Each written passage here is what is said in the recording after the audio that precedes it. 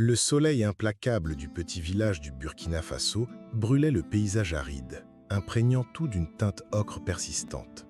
La poussière fine et rouge, soulevée par le vent constant et par l'activité incessante des machines lourdes, ne se contentait pas de recouvrir les acacias tordus et les modestes constructions en banco. Elle s'infiltrait dans les narines, dans les pores, dans l'âme même des habitants. C'était la région de Bougou, connue pour ses vastes réserves minérales. Une richesse qui, paradoxalement, contrastait brutalement avec la pauvreté visible de sa population. Des enfants pieds nus jouaient avec des cailloux près des montagnes artificielles de minerais bruts. Leurs sourires innocents ignorant tout de la valeur inestimable extraite, jour après jour, de leur propre terre. L'exploitation de la mine, dirigée par une puissante multinationale, représentait une plaie béante dans le paysage, et dans bien des cœurs. C'est dans ce décor que le président Ibrahim Traoré choisit de se rendre. Son arrivée fut dépourvue du faste et de la solennité qui accompagnent souvent les chefs d'État. Pas de cortège blindé ni de motards d'escorte. Traoré arriva à bord d'une simple Jeep, accompagné d'une petite délégation. Son apparence était fidèle à elle-même. Uniforme de combat sobre, regard attentif, posture humble. Il voulait voir de ses propres yeux, sentir la poussière, écouter les voix des plus touchés. À mesure que le véhicule approchait des installations minières, Traoré observait les terres retournées à perte de vue, les cratères béants, la végétation rare étouffée par la poussière. Une mélancolie subtile flottait dans l'air, celle d'une richesse emportée sans que les véritables propriétaires n'en reçoivent ni la juste valeur, ni le respect. La tension devint palpable lorsque Traoré et son équipe furent accueillis par les représentants de la société minière étrangère. La réunion devait se tenir dans l'un des bureaux climatisés du complexe, véritable oasis de confort en contraste violent avec la réalité extérieure. Les cadres, vêtus de costumes impeccables et affichant des sourires polis qui n'atteignaient pas leurs yeux, saluèrent le président avec une formalité excessive, frôlant la condescendance. Il y avait une arrogance implicite dans leurs gestes, dans leurs regards évaluateurs. Traoré n'était pour eux qu'un obstacle local à gérer. Il parlait un français rapide, saturé de jargon technique et financier, évoquant des contrats, des quotas de production, des prix mondiaux et des projections de bénéfices comme s'ils étaient en réunion à Paris ou à New York, totalement déconnectés du sol qu'ils foulaient et des vies qu'ils impactaient. La conversation révéla rapidement l'étendue de l'injustice. Les contrats initiaux, négociés sous d'anciens gouvernements, étaient ouvertement déséquilibrés, accordant à la société des conditions extrêmement favorables et ne laissant au pays qu'une infime portion des profits tirés de ses propres ressources. Les cadres exhibaient des données et des graphiques démontrant le succès de l'opération en termes de volume extrait et de retour financier pour l'entreprise, mais éludaient soigneusement les effets dévastateurs sur l'environnement, la pollution de l'eau potable, la destruction des terres agricoles ou les conditions de travail précaires des ouvriers locaux, souvent privés d'équipements de sécurité et logés dans des abris insalubres. Traoré écoutait, calme en apparence, masquant une indignation croissante. Il interrompit la présentation avec des questions franches et incisives, remettant en question la légalité des contrats, l'absence d'investissements sociaux réels dans la communauté locale et l'opacité des opérations. « Vous parlez de profits », dit-il d'une voix calme mais ferme. « Mais où sont les profits pour le peuple de cette terre? Où sont les écoles pour ses enfants? Où sont les soins pour les familles dont les maisons sont empoisonnées par la poussière et les déchets chimiques ?»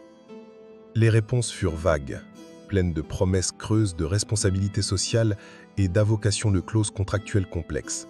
Le mépris était palpable. Il semblait incapable d'accepter qu'un dirigeant africain, en simple uniforme militaire, remette en question leur autorité et leurs pratiques prédatrices.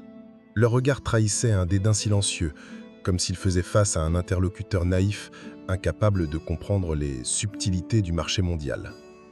La nouvelle de la visite du président et du contenu de la réunion circula rapidement dans la communauté. Les habitants, d'abord prudents et fraintifs après des années d'intimidation et de désespoir, commencèrent à se rassembler près de la mine, observant les allées et venues. Sur leurs faces marquées par la dureté de la vie et la poussière, se lisait à la fois l'inquiétude et une lueur d'espoir. Le mouvement, encore silencieux et hésitant, commença à prendre forme. De petits groupes d'hommes et de femmes auparavant dispersés se rapprochaient, Ils se murmuraient leurs doléances, partageaient leurs récits de souffrance aux mains de la société. Le bourdonnement croissant de voix, faible au départ, était l'étincelle d'une indignation longtemps contenue, une flamme prête à embraser les cœurs. En sortant de la réunion tendue, Traoré ne retourna pas directement à sa voiture. Il s'avança vers le groupe d'habitants qui observaient de loin.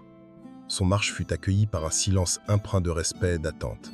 Il s'arrêta devant eux, posant ses yeux sur leur face, y lisant la fatigue, la résilience et une espérance naissante. Un vieil homme, aux mains calleuses et au visage profondément ridé, fit un pas en avant, d'abord hésitant, puis raconta l'histoire de la terre que sa famille cultivait depuis des générations, aujourd'hui stérile à cause de la contamination. Une jeune femme, portant un enfant qui toussait, parlait des maladies respiratoires touchant les enfants du village, qu'elle attribuait à la poussière de la mine. D'autres évoquèrent des salaires dérisoires, des accidents ignorés par l'entreprise, le sentiment permanent d'être invisible et jetable.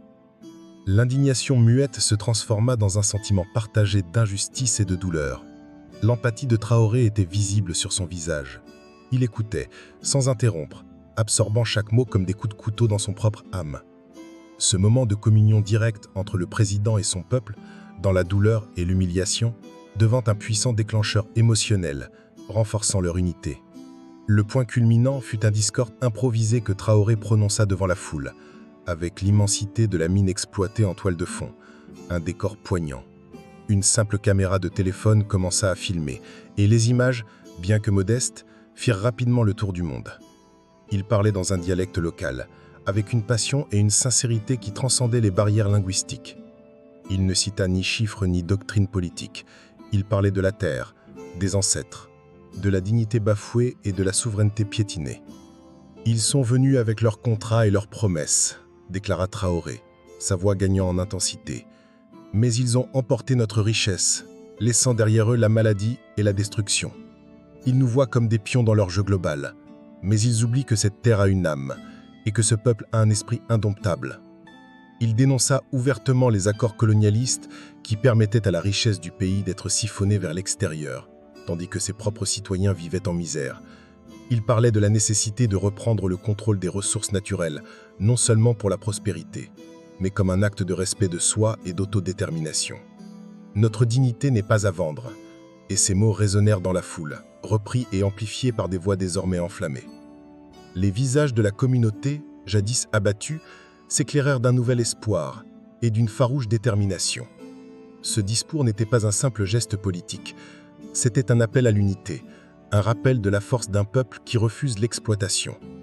La vidéo devint virale, touchant des millions de personnes à travers l'Afrique et au-delà, qui voyaient en Traoré un symbole de la lutte contre l'injustice économique et le néocolonialisme. La fin de l'histoire amena les conséquences attendues. La pression populaire, alimentée par l'indignation mondiale et un immense soutien national au président Traoré, força la société minière à revoir sa position. Des négociations ardues furent initiées, cette fois avec Traoré à la table, non comme un interlocuteur soumis, mais comme le représentant d'un peuple uni. Les contrats furent radicalement révisés, assurant une part majoritaire des bénéfices au pays, ainsi que des investissements obligatoires dans l'infrastructure locale, la santé, l'éducation et des mesures strictes pour réduire l'impact environnemental.